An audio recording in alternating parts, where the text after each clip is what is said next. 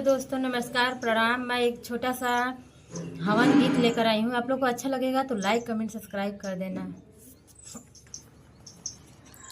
लैला हवनिया मैया, लैला हवनिया, लैला हवनिया मैया, लैला हवनिया, छोड़ दानिया के डारो मैया, लैला हवनिया, छोड़ दानिया के डारो मैया, लैला हवनिया।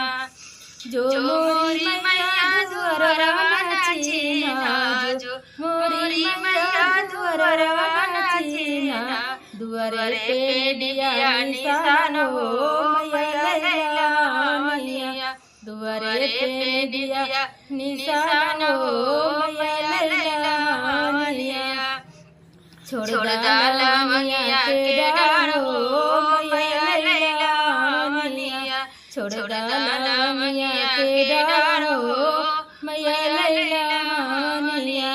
जो मोरी मैया नाचिना, जो मोरी मैया नाचिना, अंगने में चौका पुराना हो मैया, लैला हवनिया, अंगने में चौका पुराना हो मैया, लैला हवनिया, छोड़ दानिया के डारो मैया, लैला हवनिया, छोड़ दानिया के डारो मैया, लैला हवनिया।